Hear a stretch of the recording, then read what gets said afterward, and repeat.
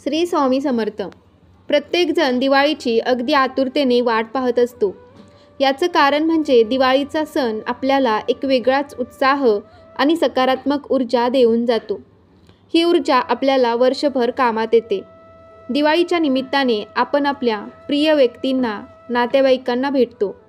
घरामध्ये फराळ, सजावट, रांगोळी याची रेलचेल चालू असते. यंदा 28 ऑक्टोबरपासून म्हणजेच आपण वसुबारसपासून दिवाळी सुरू झाली असे म्हणतो. तर दिवाळीला सुरुवात 28 ऑक्टोबरपासून होत आहे. आणि दिवाळी म्हटली की आपण स्वच्छतेच्या कामाला खूप जास्त महत्त्व देतो. याचं कारण म्हणजे दिवाळीमध्ये आपण जी पूजा करतो त्या देवी लक्ष्मीला स्वच्छता सर्वाधिक प्रिय आहे.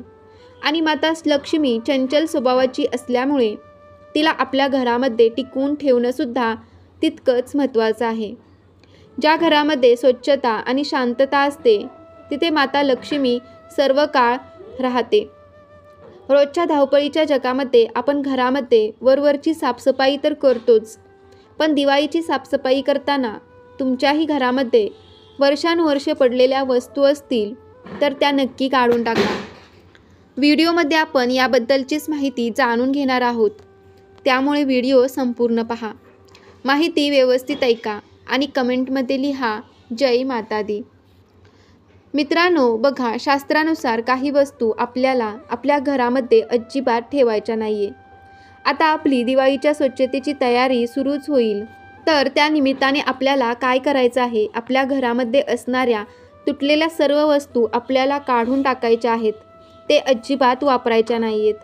कधीकधी आपण एखादी वस्तू तुटली, फुटली किंवा थोडीफार चिरली तर लगेच टाकून देत नाही.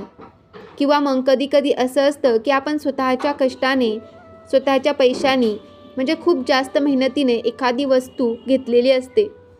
मग ती वस्तू तेव्हा फुटते, तुटते. मग ती टाकून देण्याचं आपल्याला काही लवकर मन होत नाही. कधीकधी असंही होतं की आपण त्या वस्तूला पर्याय म्हणून दुसरी वस्तू घेतलेली असते, तरी पण आपण ती टाकत नाही. पण बघा, या वस्तूंमुळे आपल्या घरामध्ये नकारात्मक ऊर्जा तयार होते आणि त्याचा परिणाम म्हणून घरामध्ये वादावादी सुरू होतात किंवा इतर काही समस्या होतात की ज्याचा सामना करायला आपल्याला जरा अवघड होतं. त्यामुळे दिवाळीच्या या स्वच्छतेच्या निमित्ताने तुम्ही त्या वस्तू काढून टाका आणि त्याची योग्य पद्धतीनं विल्हेवाट लावा. म्हणजे एक प्रकारे तुमच्या घरातून दरिद्री निघून जाईल. कारण दिवाळी हा सण सुखसमृद्धीचा सण आहे. दिवाळीला घराची साफसफाई करताना सर्वात आधी घरातील तुटलेल्या काचेच्या वस्तू फेकून द्या. घरात खिडकीच्या काचा तुटल्या असतील तर त्या दुरुस्त करून घ्या. घरामध्ये बंद पडलेली घड्याळं अजिबात ठेवू नका. कधीकधी आपल्याला घड्याळाची डायल खूप आवडते किंवा त्याचा असणारा बेल्ट आपल्याला खूप आवडतो किंवा खूप मेहनतीनं आपण ते घड्याळ घेतलेलं असतं. त्यामुळे ते खराब झालं किंवा बंद पडलं तर आपण ते लवकर फेकून देत नाही. शोपीस का होईना किंवा आठवण का होईना म्हणून आपण ते आपल्या घरात ठेवावं, हा आपला अट्टहास असतो. पण बघा, घड्याळाचं महत्त्व काय आहे, आपल्याला वेळ दाखवणे. त्याच पद्धतीनं जेव्हा हे घड्याळ बंद पडतं तेव्हा ते वेळ दाखवण्याचं सुद्धा आपल्याला बंद करतं. तर मग काय होतं की बंद पडलेलं घड्याळ माणसाच्या प्रगतीची वेळसुद्धा थांबवतं, असं आपल्या वास्तुशास्त्रात म्हटलेलं आहे. त्यामुळे बंद पडलेलं घड्याळ अजिबात ठेवू नका.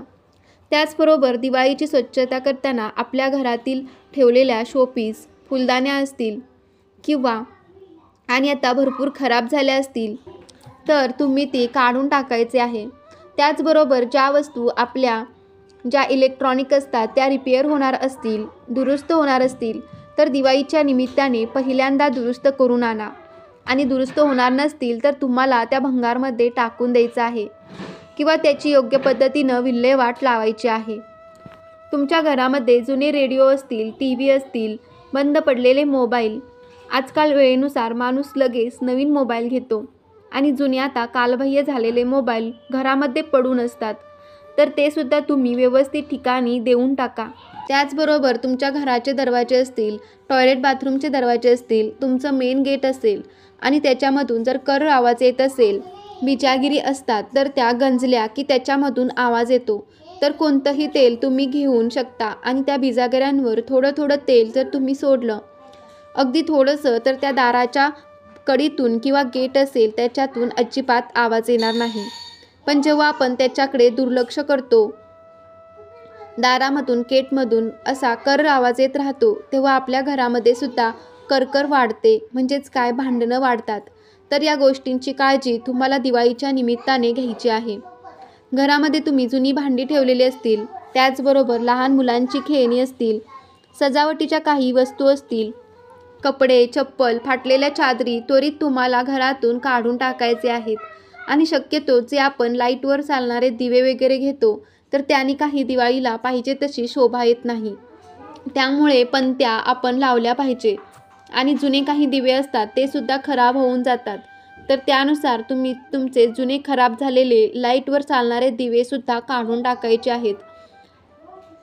त्यानंतर अजून एक महत्त्वाची गोष्ट, आपल्या घरामध्ये धनाचं, पैशाचं, घराचं, कागदपत्राचं, एवढंच काय, प्रवास करताना आपल्या सामानाचे संरक्षण करण्यासाठी आपण कुलपाची मदत घेतो.